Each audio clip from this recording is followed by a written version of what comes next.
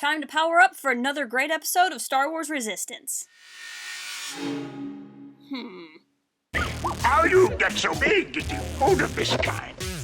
Hello, and welcome into this week's spoiler-filled review for Star Wars Resistance, the episode titled The Engineer. I'm really excited to talk to you guys about this episode. We saw some really cool things. One quick note for those of you who have watched my reviews before. Usually I'm able to take screenshots when I watch the episode, and I was not able to this week. So I apologize if I reuse some old ones or just don't have a lot of screenshots like you're used to, but hopefully that will get resolved by next week. But thank you for bearing with me through this one. In this week's episode, we did not get a lot of action necessarily like we're used to. Yes, there was some stuff there towards the end, but this was really more of a character look at how things go on the Colossus itself. Basically, what happens is the crew of the Colossus is still trying to repair it. Neeku is doing the best he can. He is a great mechanic, surely, a great engineer, surely, but there's only so much they can do. When they get part of the ship up and moving, they hear a distress call. They go to investigate said distress call, knowing that it could be a trap. They get there, they find a nice young Nikto engineer who is willing to help them. She comes back, helps to get the Colossus up and running, but unfortunately, she also is an agent for the First Order. Kaz is able to discover this with the help of Synara, and much to Neeku's dismay, she runs away, and the First Order finds the Colossus. However, Neeku is able to fix the ship at the last minute, and they're able to get away. Now, the reason why I sum all this up at the beginning, as opposed to just kind of going through the episode like I usually do, is because I really wanted to talk about the broader theme in this episode, rather than do a play-by-play.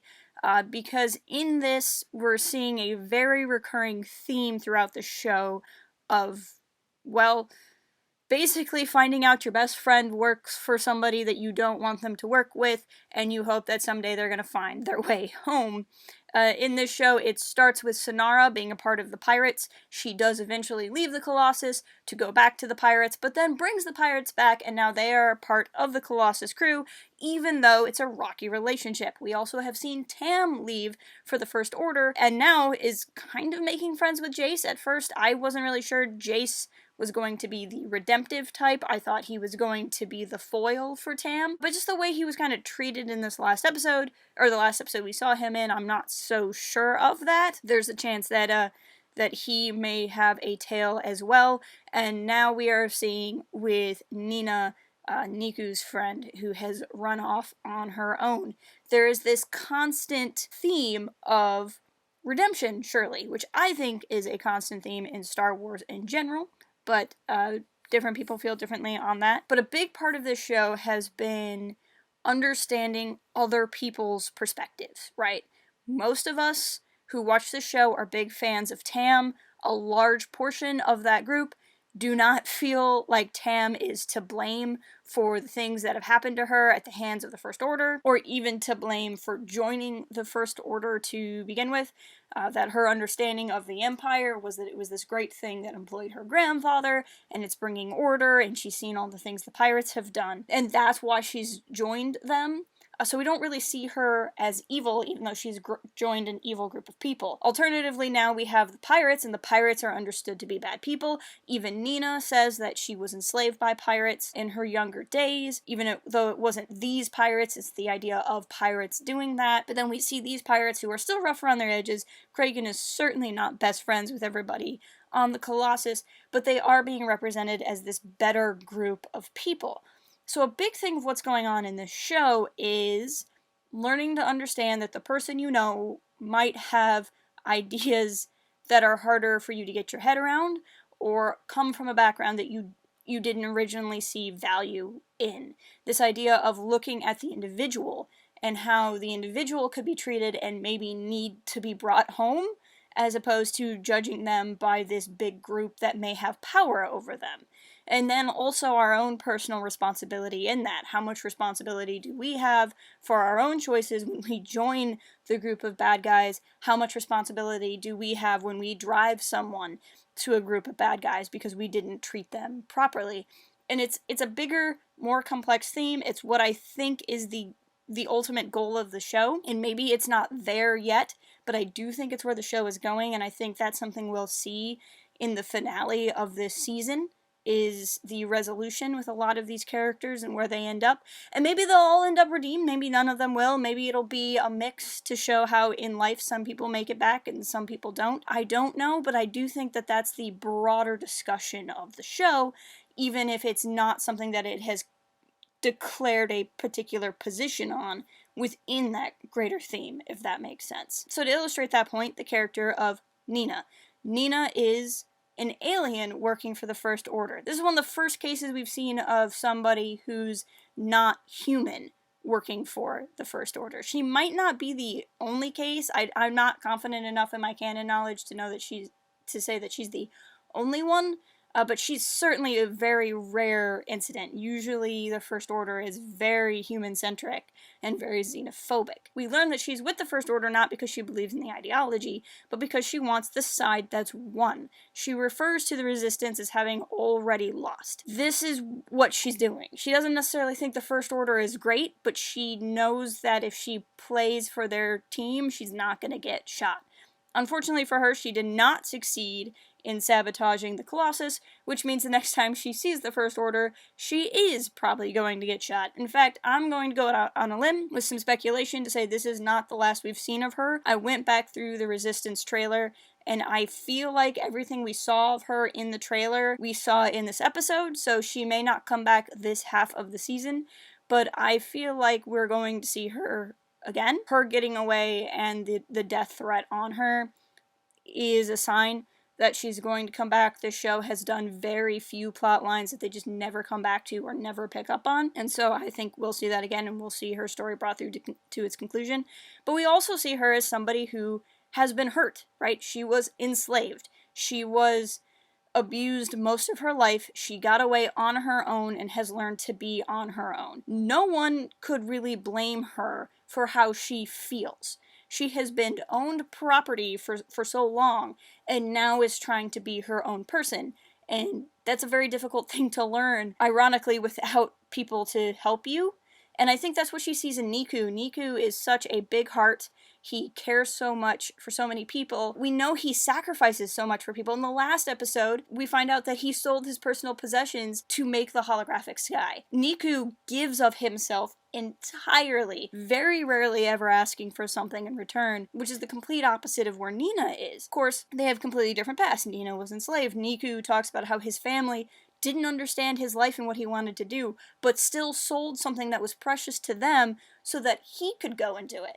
Neeku's love, in theory, is coming from an understanding of love taught to him by his family. Nina's feelings of, I have to look out for myself, come from her background.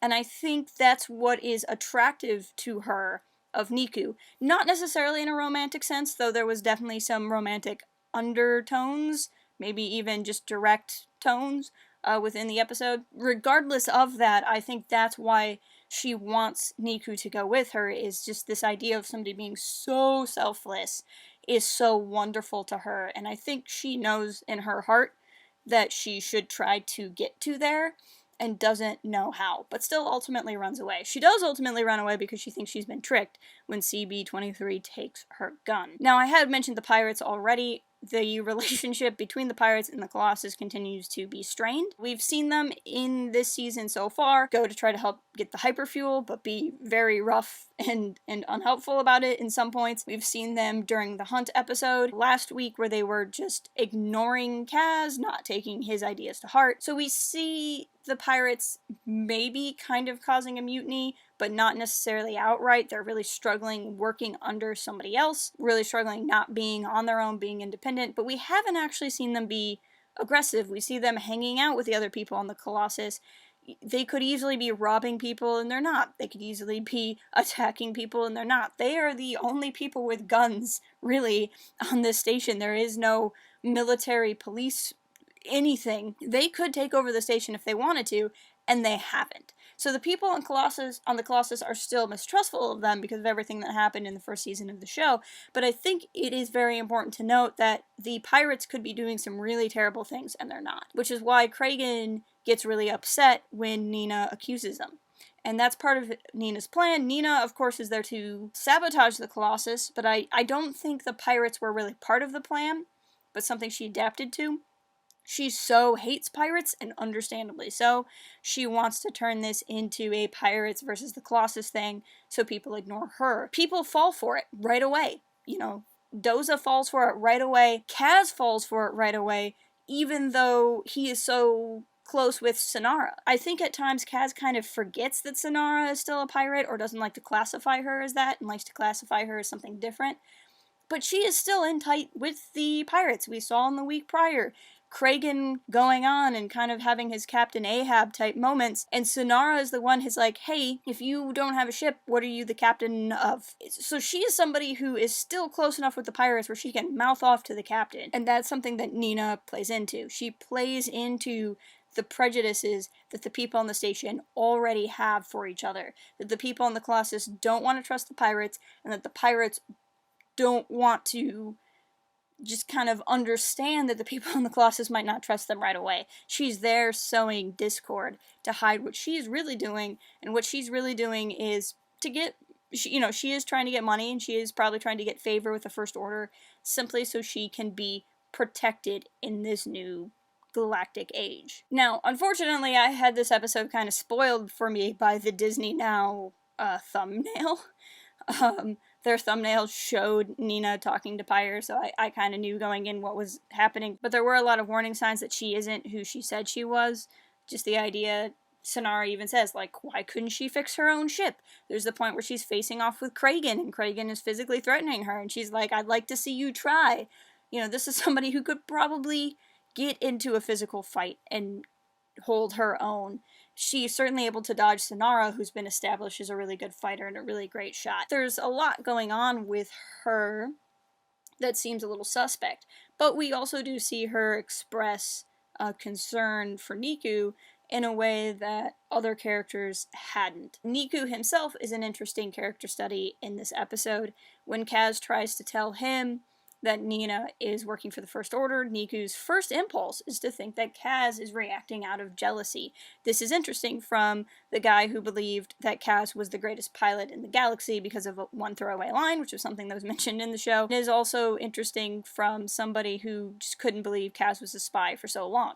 I'm curious if this moment was there to show how uncharacteristically attached Neeku was to her, or to show how much Neeku has come to understand that people lie, or both. Yes, Kaz does say, once Neeku gets his mind set on something, but his mind set on trusting Nina, not on distrusting Kaz, if that makes sense. So that's one character beat that I'm not sure I fully know how to interpret, but I thought it was worth seeing. But then Neeku sides with his friends. Like, even though he feels bad for Nina, really likes Nina, he's not going to abandon his friends on the Colossus, and I think that is an important thing that we see as well. In terms of character dynamics, we also get a few precious seconds with Pyre and Tierney. I really like seeing their dynamic, because at times it seems like Tierney reports to Pyre, because Pyre is, having to approve or disapprove of her plans, but other times it appears like Pyre is listening to Tierney, or is under Tierney, and I'm not really sure where their authority structure is, but I really like how they're two people who really have to work together as equals, and they have this rivalry. I like seeing them together. Now, they present an interesting case in terms of the timeline. So, just figuring out where this episode goes and how it relates to the sequel trilogy. We know that Hosnian Prime has been destroyed. We saw that in the Season 1 finale. It is not far after that the Starkiller base gets destroyed, and I don't think we've heard them talk about that. We know it is destroyed at this point because we've seen the battle on Dakar. So necessarily Starkiller base is gone, and they haven't spent a lot of time talking about that. And I wonder if it's because they don't know that it's gone, or if they do and it just doesn't matter. I also wonder if where we are in the show now, Snoke is still alive, and if so, would they know? I get the feeling that they're kind of doing their own thing, investigating their own plot, more so than they are actively connected to the First Order. In fact, the shot from the trailer of Kylo Ren showing up at the end, I think that's going to be in the last episode of the first half of the season before they take a mid-season break, and I'm willing to wager that they'll even be surprised that it's Kylo, that they could be getting a message from the Supreme Leader, expecting Snoke, seeing Kylo, and kind of having this big whoa moment. And that's when we'll figure out that we're actually going post-Last Jedi, and then anything that's post-Last Jedi will take place after Rise of Skywalker has come out. But that's all speculation. I'm not basing it on anything other than it would be cool. Just as an aside, one thing I really liked in this episode was there were all kinds of callbacks to past episodes, especially within the first season. I'd already mentioned when Kaz is running to talk to Neeku, CB23 is like, hey, is this like the time Neeku thought you're the greatest pilot in the galaxy? And Kaz is like, oh, did BB-8 tell you about that? At the end, when Kaz and Neeku are walking and Neeku is talking about all the other friends he has, like the chair he really likes and how he really liked Bebo. He was really a big fan of Bebo. And then, of course, the big thing, the moment that so many of us had been waiting for, Opie-Pit got his floor scrubber back. I have to admit, this was not quite what I imagined. In my head, I'd built up them, like, storming a First Order ship and having a massive battle and carrying the floor scrubber out in a grand display of justice, instead of them just unlocking a maintenance closet. But in hindsight, it probably makes more sense that it was just an unlocked maintenance closet. That's probably on me for that one. But the important thing is that he got his floor scrubber back, and we can all be really happy about that one. And even to some extent, the way that they found Nina reminds me of how they found Synara. Yes, Nina wasn't knocked out in a crate, but just the idea of they went to a derelict ship and rescued somebody, and then that somebody ended up being not who they said they were. There was just a lot of callbacks to this episode, and I think that goes to why this episode, or why this review has been in kind of a weird format. I feel like this episode is a microcosm of everything that the show has been trying to do, and that's why I've been wanting to talk about it more big picture, and I think some of the references throughout the episode kind of attest to that this is all the threads kind of lead to what's being discussed here. But tell me, what did you guys think? Did you watch the episode? Did you like it? Let me know in the comments. I love discussing the show with you guys there, or follow us on the various socials if you haven't. Our Discord is a great place to come and chat with us as well. And until next time, keep it real and fly casual. Cooking can be fun.